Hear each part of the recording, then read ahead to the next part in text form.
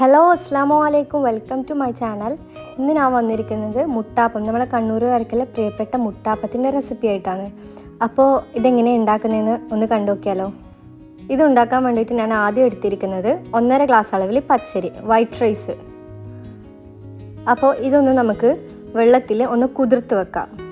ഇതൊരു 4-5 മണിക്കൂറെങ്കിലും കുതിർത്ത് വെക്കണം.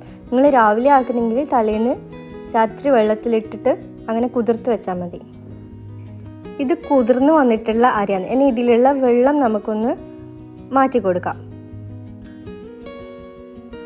ഇനി 1.5 ഗ്ലാസ് അളവ് പച്ചരിക്ക് 3/4 ഗ്ലാസ് ചോറ്, സാധാ ബോയിൽഡ് റൈസാണ് ഞാൻ ഇട്ട് കൊടുത്തിരിക്കുന്നത്.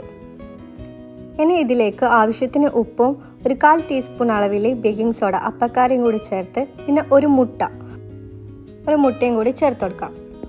മുട്ടൻ്റെ പകരം ചെറിയ പഴം, പൂവൻ പഴം, അത് വേണമെങ്കിൽ ചേർത്ത് കൊടുക്കാം. മുട്ടൻ്റെ പകരം പഴം ചേർക്കുമ്പോൾ മുട്ട ചേർക്കേണ്ട ആവശ്യമില്ല.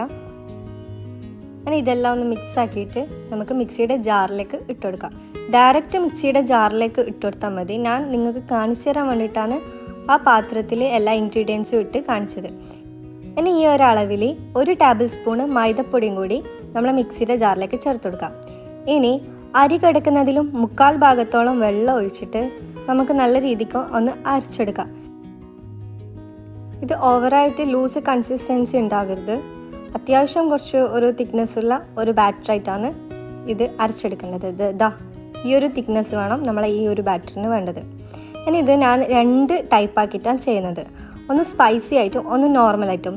ആദ്യം നമുക്കൊരു ബൗളിലെടുത്തിട്ട് അതിലേക്ക് ഇതിൽ പകുതി മാവ് ഒന്ന് ഒഴിച്ചു കൊടുക്കുക. ഇത് നോർമലായിട്ട് ചെയ്യുന്ന മുട്ടാപ്പത്തിനാണ്. ഇനി നമുക്ക് സ്പൈസി ഉണ്ടാക്കാം. അതിലേക്ക് നമ്മൾ മിക്സിയുടെ ജാറിൽ മാവില്ലേ, അതിലേക്ക് കുറച്ച് സ്പൈസസ്, വെജിറ്റബിൾസ് ഒന്ന് ആഡ് ചെയ്യണം.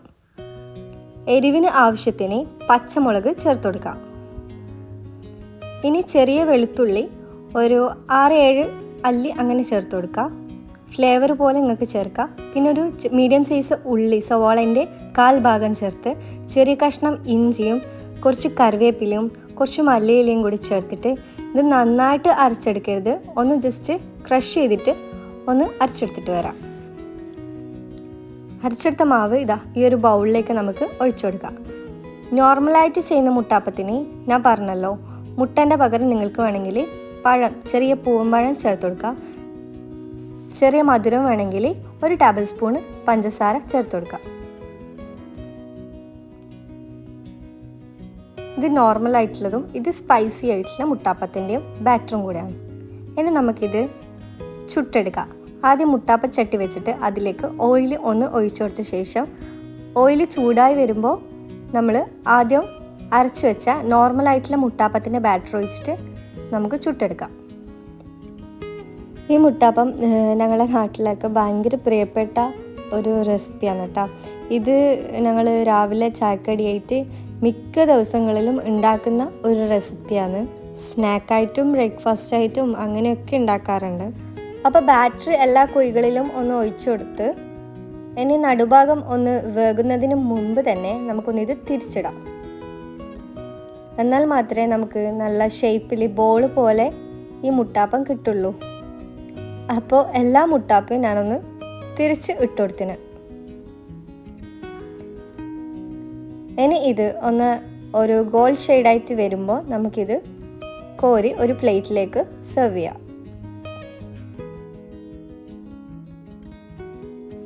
ഈ ഒരു കളറായിട്ട് വരുമ്പോഴാണ് ഞാൻ ഓയിലിൽ നിന്ന് ഇതൊന്ന് എടുത്തു മാറ്റിയത്.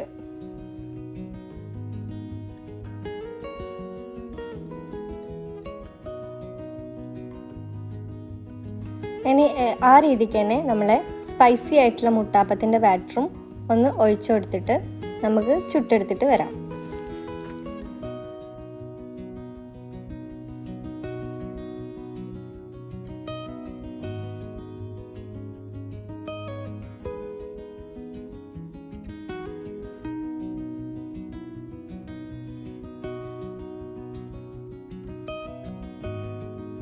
ഈ ഒരു അളവിൽ 20 മുട്ടാപ്പാണ് എനിക്ക് കിട്ടിയത്.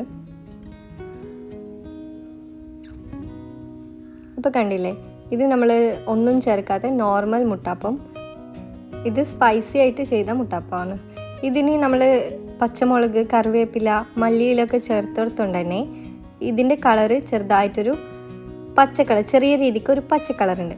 ഇപ്പം ഞാൻ മുറിച്ച് കാണിച്ചിരുന്നത് നമ്മൾ നോർമലായിട്ട് ചുട്ട മുട്ടാപ്പാന്ന്. അപ്പോൾ ഇത് ചൂടോടെ കഴിക്കാനൊക്കെ നല്ല ടേസ്റ്റുള്ള ഒരു ചായക്കടിയാണ്. അപ്പോൾ നിങ്ങൾ ഇതുവരെ ട്രൈ ചെയ്ത് നോക്കിയിട്ടില്ലെങ്കിൽ നിങ്ങളൊന്ന് ട്രൈ ചെയ്ത് നോക്കുക. ഇത് നമ്മൾ സ്പൈസി ആയിട്ട് ചെയ്ത മുട്ടാപ്പം. ഇത് നല്ലൊരു ഫ്ലേവറുള്ള ഒരു മുട്ടാപ്പത്തിൻ്റെ റെസിപ്പി കേട്ടോ. അപ്പോൾ നിങ്ങൾ ഇതുവരെ മുട്ടാപ്പം ഈ രീതിക്കൊന്നും ട്രൈ ചെയ്ത് നോക്കിയിട്ടില്ലെങ്കിൽ നിങ്ങൾ ഒരു വട്ടെങ്കിലും ഒന്ന് ട്രൈ ചെയ്ത് നോക്കണേ. അപ്പോൾ നല്ലൊരു ടേസ്റ്റി ആയിട്ടുള്ള റെസിപ്പിയാണ്. അപ്പോൾ ഇൻഷാ അല്ലാഹ് നിങ്ങൾക്ക് എൻ്റെ വീഡിയോ കണ്ടിട്ട് ഇഷ്ടമായെങ്കിൽ സപ്പോർട്ട് ചെയ്യാൻ മറക്കല്ലേ. അപ്പോൾ ഇൻഷാ അല്ലാഹ് ഇനിയും പുതിയ റെസിപ്പി ആയിട്ട് വീണ്ടും വരാം. അസ്സലാമു അലൈക്കും.